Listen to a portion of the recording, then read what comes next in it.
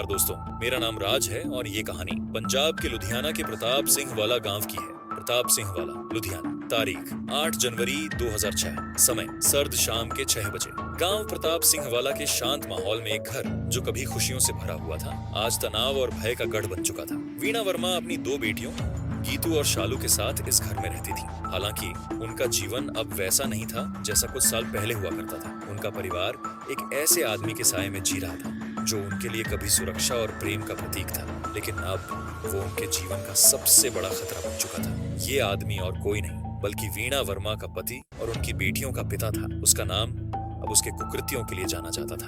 अपनी ही बेटी गीतू का बलात्कार करने वाला। इस अपराध के लिए 2005 में उसे 12 साल के सश्रम कारावास की सजा सुनाई गई थी, लेकिन जनवरी 2005 में पैरोल पर रिहा होने के बाद वो अपनी पत्नी और बच्चों के लिए और अधिक खतरनाक बन गया था। 1999 में अपीलकर्ता ने अपनी ही नाबालिग बेटी गीतू के साथ बलात्कार किया था। ये अपराध वीणा और उनके बच्चों के जीवन को तहस नहस कर गया। जब वीणा ने इसके खिलाफ आवाज उठाई तो उसने उनकी हिम्मत तोड़ने के लिए हिंसा का सहारा लिया। जनवरी 2005 में पैरोल पर रिहाई के बाद उसने अपनी पत्नी पर हमला किया और उसके खिलाफ धारा 323, 424 और 506 आईपीसी के तहत मामला दर्ज हुआ। ये व्यक्ति अब कानून की निगाह में एक दोषी था, लेकिन परिवार के लिए वह एक भूत बन गया था जो हर वक्त उनका पीछा करता था। शाम के 6 बजे का समय था। शालू अपनी माँ और बहन के साथ घर में बैठी थी। उस शाम ठंड बढ़ रही थी और घर के भीतर सब सामान्य सा लग रहा था। तभी बाहर किसी की आहट हुई। शालू ने खिड़की से देखा कि उनका पिता घर की ओर आ रहा है। उसके हाथ में एक बड़ी और चमचमाती हुई कुल्हाड़ी थी। उसकी चाल में अजीब सा गुस्सा और इरादा झलक रहा था। शालू का दिल बैठ गया। उसने दौड़ते हुए अपनी माँ को बताया। वीणा ने ये सुना तो उनकी आंखों में डर साफ झलक रहा था। वो समझ गई कि खतरा दरवाजे पर खड़ा है। वो हिम्मत जुटाकर दरवाजे की ओर बढ़ी।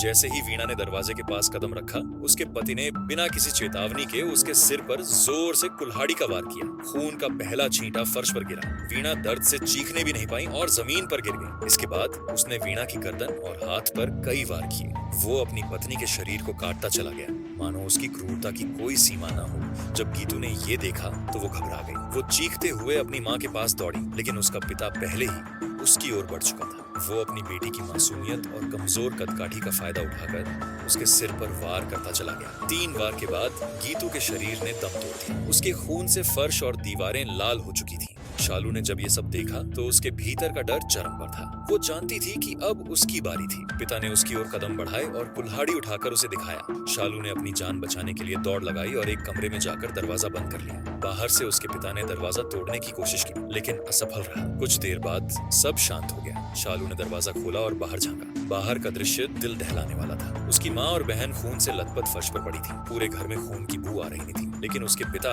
अब वहाँ नहीं था। उसने तुरंत शोर मचाया और आसपास के लोग वहाँ इकट्ठा हो गए। पुलिस को बुलाया गया और जांच शुरू हुई। कुछ ही घंटों में पुलिस ने उसके पिता को उनके किराए के घर से गिरफ्तार कर लिया। उन्होंने अपराध में इस्तेमाल की गई कुल्हाड़ी भी बरामद कर ली। मामला लुधियाना के सत्र न्यायालय में चला। अदालत ने गवाहों, सबूतों और इस घटना की क्रूरता को ध्यान में रखते हुए अपीलकर्ता को भारतीय दंड संहिता की धारा 302 के तहत दोषी ठहराया। 22 नवंबर 2007 को अदालत ने उसे मौत की सजा सुनाई। इस फैसले के खिलाफ अपील उच्च न्यायालय में की गई, लेकिन वहां भी 30 मई 2008 को सत्र न्यायालय के फैसले की पुष्टि की गई। अदालत ने इसे दुर्लभतम से दुर्लभ मामला माना, जहां मृत्यु दंड के अलावा कोई और सजा पर्याप्त नहीं थी। इस घटना ने यह साबित किया कि अपराध और पाप के बीच रिश्तों का कोई महत्व नहीं। वीणा और गीतू के साथ जो हुआ वो समाज के लिए एक चेतावनी है कि क्रूरता और अन्याय को कभी भी बर्दाश्त नहीं किया जाना चाहिए। शालू, जो इस त्रासदी की गवाह थी, आज भी उस रात के खौफ को भूल नहीं पाई है। ये कहानी सिर्फ एक अपराध की नहीं है,